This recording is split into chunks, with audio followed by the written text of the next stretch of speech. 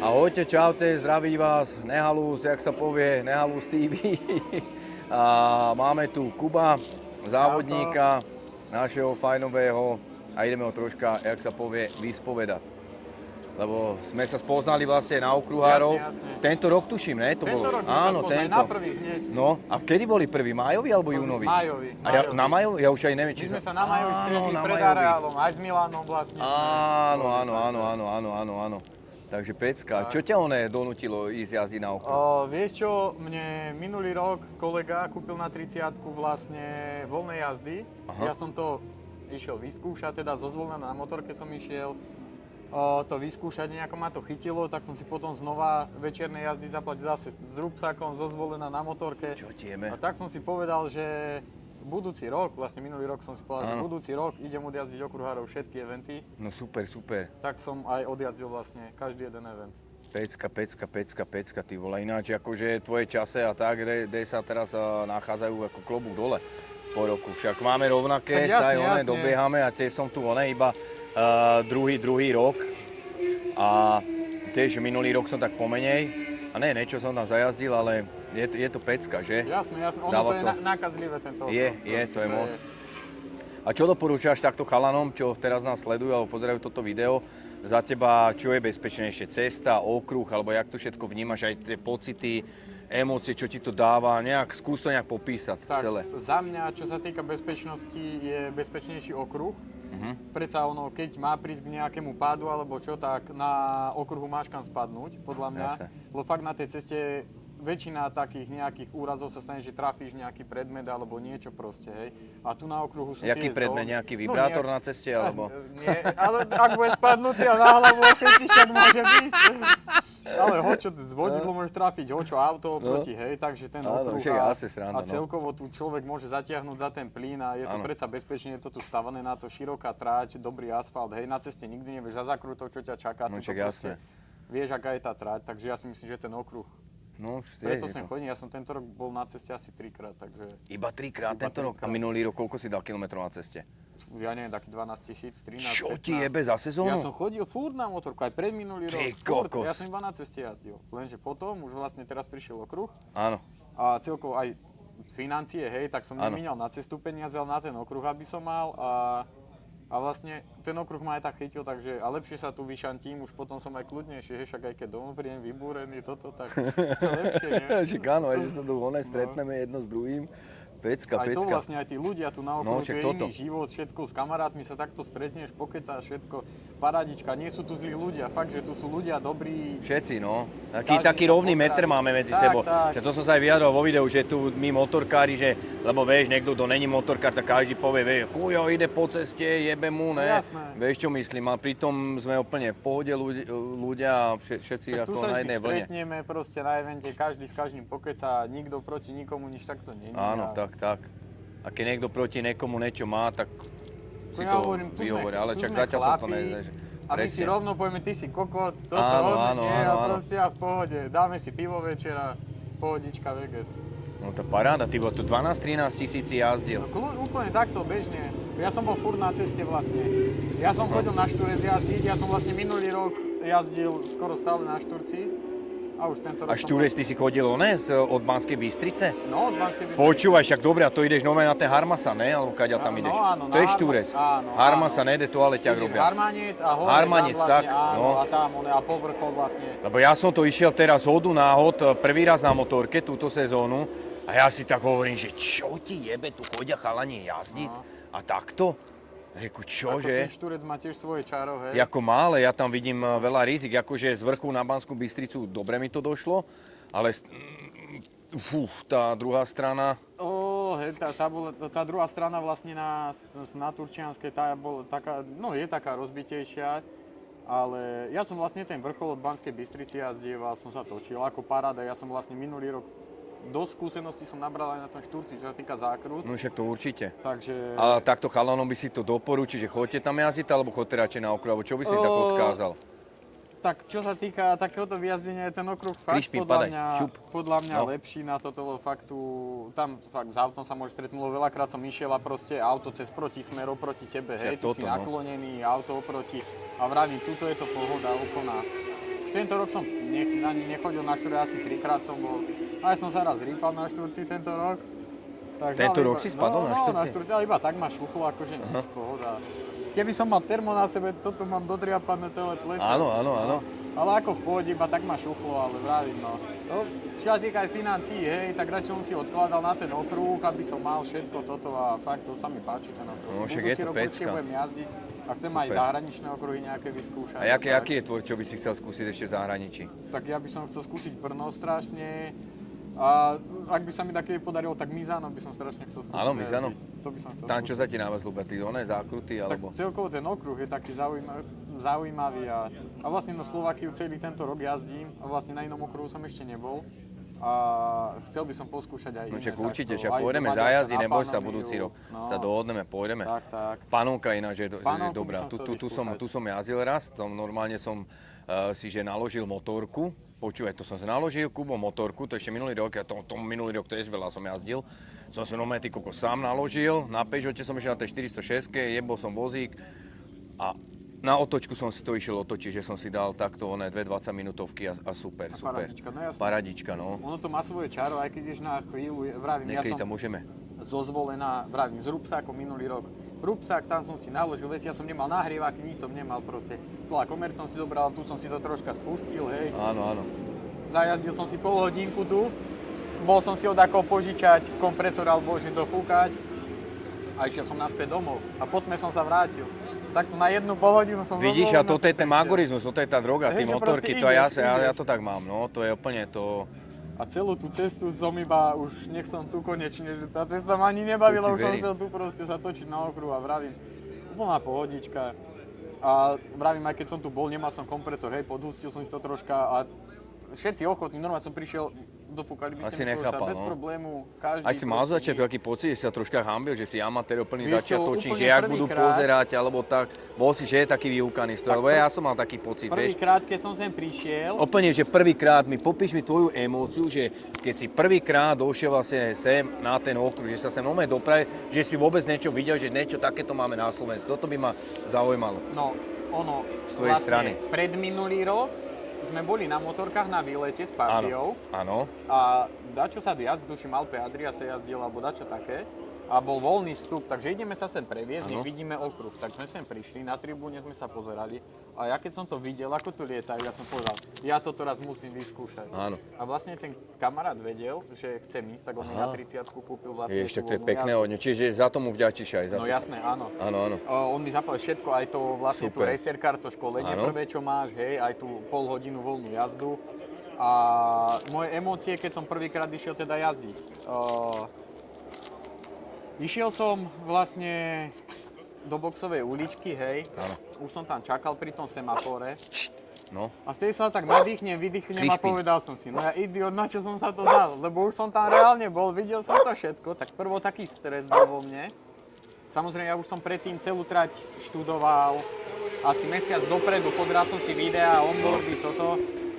A už potom vlastne sirena zaznela, pustili nás na trať, ešte prvo bol taký stres, prvé kolo idem, prvá zákruta, tam má jeden predbehol, druhý, potom tretí ma za tretím horizontom ma predbehol tretí a vtedy mi v hlave dačo preplo, ale toto už nie. Zobral som za ním, predbehol som toho, ďalšieho, aj toho a ešte jedného som dobehol a proste som to drel, stres zo mňa opadol, hlava čistá, úplne čistá hlava.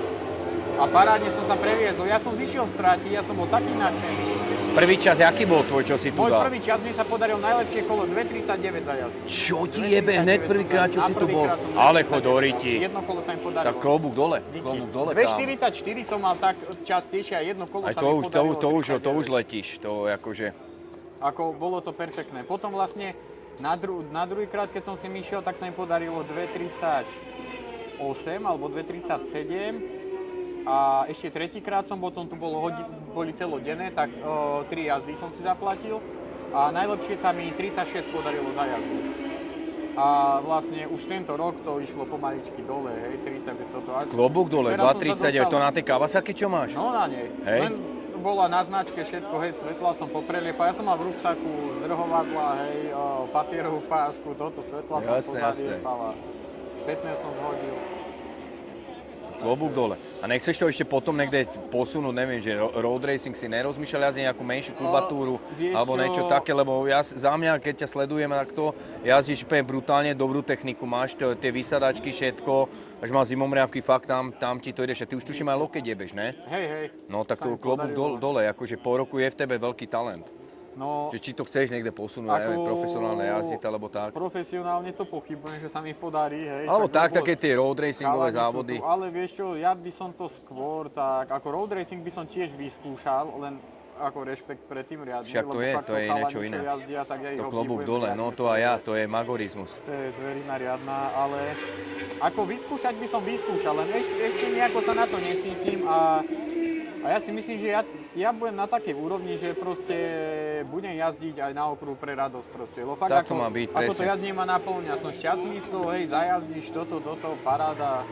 O tých emóciách, áno, jasne. Že takto stretnúť sa, presne aj ja to tak mám, že tie emócie, že už sa aj tešíš na ten okruh. Ja hlavne sa strašne teším na tých ľudí, čo tu sú, hocikoho postretneš, lebo stretneš tu aj, ja neviem, úspešného nejakého podnikateľa, zrazu zistíš, že je v pohode, aj o barčom sa môžeme porozprávať. Aj to, že hlavne, že si zajazdíme a ten adrenalín tu je, presne o tom to je. To je pecka. A vrátim, tieto veci, čo sa týka jazdy, to človeka proste, keď ho to baví, tak to naplňa fakt človeka. No však hej, to ťa naplňa, sa tešíš, že je malý chalán, že? Je to pecka proste. A už tento rok už ukončuje sezónu, alebo ešte chceš nejako pokračovať? Ešte po ceste? Ešte po ceste. Tak pôjdeme spolu, kamoško, zajazdiť. Pôjdeme spolu zajazdiť, potom napíš. Dobre, pôjdeme, ale tak normálne nepôjdeme na hajzlov, no. Aha, tuto 5 eventov mám odjazdených, tak ja si myslím, že už som vyšantený na tento rok. No, aj keď vie to tam niekedy tak prepnúť, ale pôjdeme normálne, aby som nejakú ďalku by sme dali alebo niečo. Ako určite, že na tej ceste si človek rád pridá aj toto. Hej, a teď aj tá cesta má svoj čaro za mňa. Jasné, že má. Má. Ono je to všetko, celkovo tie motorky, to keď tým človek žije, tak to proste je o inom ako. Niektorí ľudia sa na to tak inak pozerajú, nebezpečné toto, ale ja vždycky hovorím, pôjdem si kúpiť rožky. Alebo možinky do Mercury Market, ne? Možinky do Mercury Marketu a zrazí to tak, no vieš, že proste pôjdeš pešo. Ono keď sa má stať, sa stane, alebo ti jebne srdce, čo sa môže stať. Veď to vravím, že nebezpečné, keď to má prísť, to príde. Áno. A ja to tak hovorím, že aby som bol na smrteľnej posteli, na čo spomínať, že som ten život naozaj prežil a nie, že to je nebezpečné, to nebudem robiť, to je nebezpečné, to nebudem robiť, na smrteľnej posteli budem rozmýšľať, nič ma nenapadne. No ešte práve. A zase povedzme si, jak je, už niečo vieme jazdiť, nejak tú motorku môžeme povedať, že jakž tak, niečo už tam máme v ruke, že síce nebudeme už nikedy profície pre nejakí tí bombardéri, ale vieš si tam, aspoň za mňa, ja čo stále tvrdím aj hovorím, veľa vecí sám, že si kontroluješ a máš to bezpečnejšie pod kontrolou. Že už to aj užívame, že nejdeme ten hrot, aj ty určite.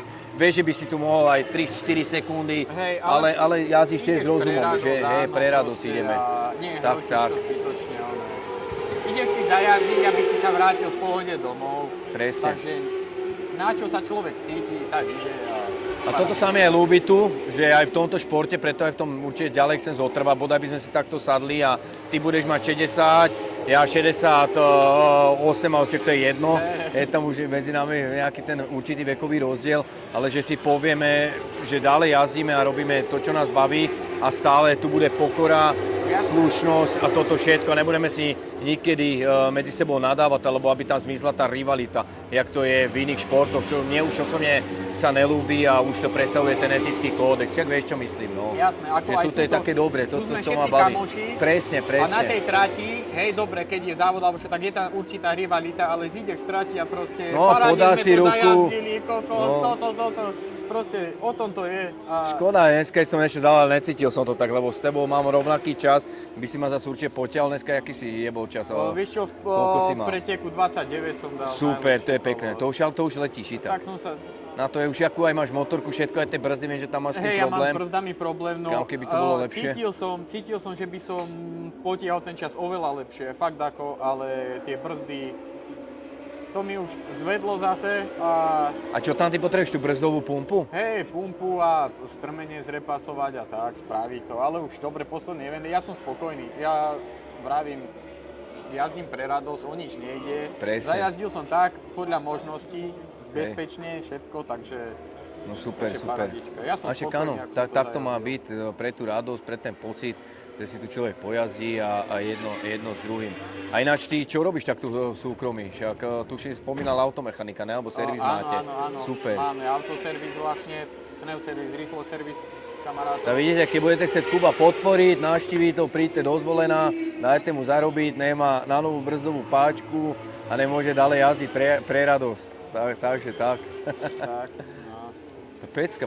Ja motorku sám robím vlastne A zo Zvolena aj chodia s tebou nejakí chalani, alebo keď sa tak baví s motorkárami, že keď mu povie, že poď ten okruh jazdiť, alebo tak, aký tam majú na to názor, alebo čo tak hovoria? S kamošov nikto vlastne takto nechce vôbec nikto? S kamošov nikto, ale jeden kamoš plánuje, že by so mnou na voľnej jazdy išiel, že vyskúšať, ale ako takto s kamošov, takých tých najbližších, nikto nejazdí. Ako poznám chalanov, čo chodia na okruh a toto jazdiť, ale z tých najbližších kamošov. Čo váci jazdia na cestách?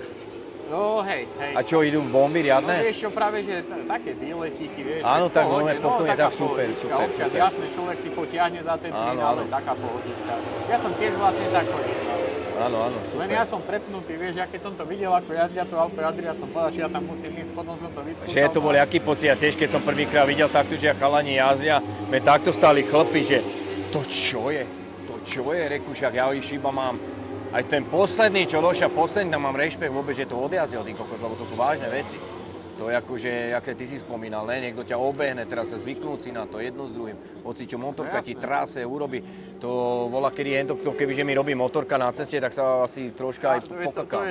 A tu už neriešiš. To nerieši, ale potom zase je výhoda, že si to vieš preniesť do tej cesty. Vieš, že už ideš bezpečnejšie. Určite. Určite, áno. Aj to brzdenie napríklad, tu sa naučíš brzdiť a na ceste už vieš, ako máš brzdiť a dokážeš takú brzdu dať na tej ceste, že... Áno, že čo si mal volá kedy, že strašnú krízovku, že musel si dať, jak sa povie, puding so šláčkou, aby si to rozdýchal, tak zrazu už urobíš automaticky veľa vecí. Brzda, všetko, no. To je aj do dobré. tej zákruty vieš už niečo pribrzdiť. Áno. Toto, že... Fakt, človek získa skúsenosti. Aj to je, že na okruhu sa dá aj tá motoškola zaplatiť. Presne, toto je dobré. Nemal, hej. A nebol si ani s Jarom Černým, nebol si? Ja som bol a velice dobre. On má to najazdené, chalan. A vravím, aj poslepo. Človek si môže zaplatiť motoškolu, všetko inštruktor ukáže, naučí sa, získa tú skúsenosti a tie skúsenosti môže preniesť na cestu. Presne, tak. Fakt, to, čo by som minulý rok nejakú situáciu neubrzdil, tak teraz podľa mňa tú situáciu ubrzdím a poviem si, že pohode, že s prehľadom ešte. No že práve, že máš to tam, lebo máš to v ruke. Presne, aj mne to dalo strašne veľa. Ja som tak vďačný, že som tiež Palinov dostal, môj velice dobrý kamarát, čau Pali, zdravím ťa, že ma dostal, tak som mu za to vďačný, že ináč by som tu ani nesedel, chápeš? On kebyže ma tu nezobere, lebo to je som tak rozdiel okruh a potom si povieš, gumy potrebujem, nahrievaky, teraz okruhovku a však čo tam, vieš, to musíš to kurva zažiť, to keď nezažiješ, však to ťa hneď chytí proste za vajca, to je to delobuch, je to pecka. A tvoja takto vysnívaná motorka ešte, keď sa ťa takto môžem spýtať, je aká? Motorka? No určite, čo by si chcel mať v garáži? Kawasaki. Hej? Mne sa nová ZX-10 páči riadne, ale... A to je R-ko označené, lebo sme ju dneska spomínali, to je ZX-10R, ne? Áno. Áno, jak volá kedy. A to sa mi páči, ale zase ja osobne na litra nejako ešte nemám potrebu, však ja som nevyužil ani ten potenciál tej 600. Presne, to tvrdím aj ja. Takže úplne 600-ka parádička. To je akurát. A jaký máš cieľ na 600-ke? Tu aký čas by si chcel jazdiť? Že takto, čo budeme roky, alebo čo je tvoj cieľ? Takto na týchto okruhároch. Pre tento rok som si hovoril, že ak dám, že sa na 2.30, že ja budem spokojný so sebou, hej. Dal som to pod tých 2.30. A môj cieľ, no nedal som si nejaký cieľ, no uvidíme, ako to pôjde dole. Samozrejme, veľa vecí treba na tej motorke mojej porobiť, však je to 2005 ročník, je už stará motorka, aj tá brzdová pumpa, strmenie, to pôvodné všetko. A keď chce človek zrýchlovať nejaké tie veci, občas musí spraviť. Samozrejme sú frajeri, že sadol by na moju motorku, zabijú tam za 22, vieš, a že však pohoda. Ale tak treba tie brzdy poriešiť a uvidíme, kam sa posunie ten čas. Nejaký presný cieľ nemám stanovený, koľko by som chcel. A nábedník chceš raz držať pohár? To by som chcel. To asi každý, To je taký môj sen napríklad. No to aj môj. Na tej bedni. A čo, jak sa budeš tešiť? Skáka bude všetko, že?